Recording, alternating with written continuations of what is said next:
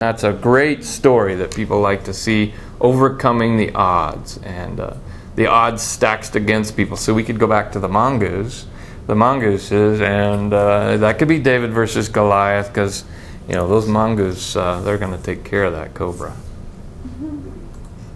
Okay, so now let's talk in general. Again, we said it cross-cuts all demographic lines.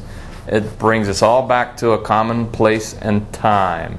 It helps us feel, think, and reflect. We never get tired of this content unless you abuse it.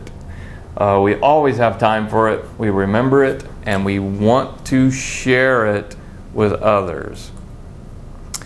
So here's a challenge for you. We'll put these slides up. Take that first slide and take all 21 types, and set a month and begin to test them. So this is a great test for your audience and a test for you putting the content out. And then you can come back after that month and begin to look at your insights and your analytics to see what had traction. So see if you know your audience as well as you think you know your audience. Do some test content, practice with this, and you may find some niches within your audience that you've been missing out on. They may go crazy for something that will surprise you, and it's something then you can come back and reproduce, because you can say, I had no idea that my audience was so into David versus Goliath. The underdog, that's a great story. People love that. Your audience may be a large swath of people who really love David versus Goliath. Follow up with your Facebook Insights, and again, if you need a recap on that, we'll do Facebook Insights. So, ideas and thoughts as far as your businesses, your pages, your blogs, how would you apply this? Do you think you will? Do you think it's nonsense? I think it's a good idea. I actually, a year ago, I plugged Write Blog in my calendar, and it's been there, and I kind of hit and miss. And because my own homework assignment, I created 40 topics, and I actually plugged them in my calendar, so I have a different topic each week. Great. And some of them are universal and simple, and some of them they're really focusing on my ideal client, what the pain points are. So it'll be interesting to look back and see, what happens from that. Yeah. And I have no excuses because I have the exact topic to write on. Yeah. So I can even write ahead of time. Imagine that. Yeah, absolutely. Schedule it, write it ahead of time, add to it, adjust it. Again, the key is not that you shift to all of these topics. The key is that you're adding a flavor of these topics into your content. Breaking it up. All of us are prone to speaking on what we know about. So I'm guilty as well of coming back and writing about my business. It's what I'm passionate about. It's what I love doing. So I have the tendency, without a schedule and a calendar, of coming back to the well house, and here's something about marketing yourself online. That's very easy to do. This is a little bit harder because you have to put it on your calendar. Schedule a time for it. I'd say just from experience, those of you in here who post regularly that I follow, and you break up your content with, you do it. You guys do it with a just a little saying of the day that makes me feel happy or glad. And you do it too. So I think that's always something that I look at and I often share. Yep. I'll be a devil's advocate. Please do. Please do. There are a lot of people on Facebook that only do this. And they're driving me crazy. There's only so many motivational quotes I want to read every day. I'm going through them. So some of those people, I'm only the most important posts, clicking their status with me.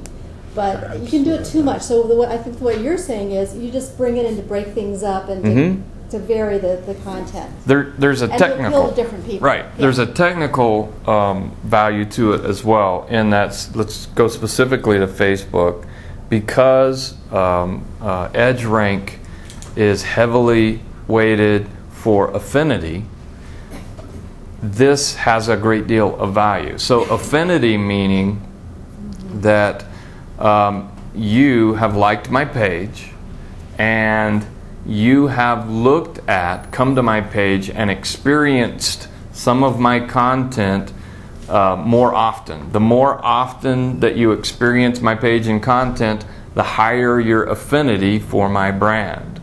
So when you put out some content that's broad swath content and hopefully goes viral, you're raising your edge rank because of the affinity that others are going to be gaining for your content that you created. So the value is, it's kind of like throwing a big net. You're catching a few more people than the regulars who read your content all the time. You want to continue to throw the net from time to time, large, to get people to begin to consume your content. Because once they begin consuming your content, then they're going to see more of your content, and that's how it works.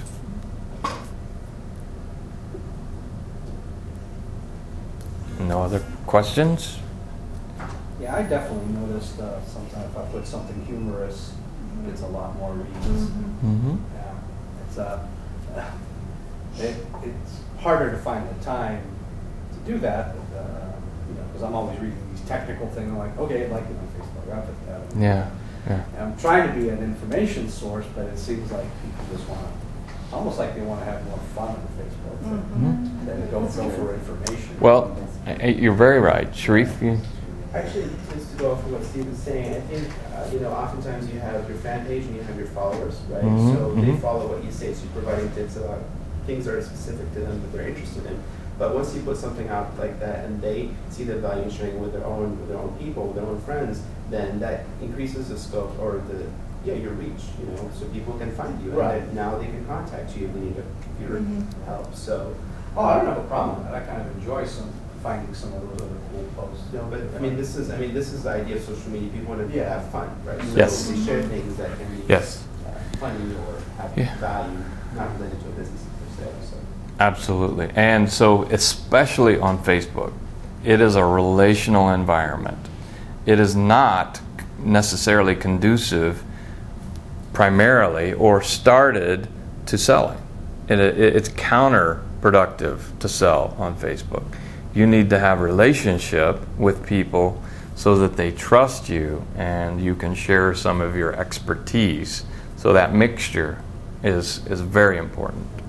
On that note, can I do another quick little devil's advocate thing? Sure, absolutely. Please do. I keep reading, and this is more general, that they're finding that more and more people are starting to get tired of Facebook, and some people are dropping out. Mhm. It's kind of the same old this.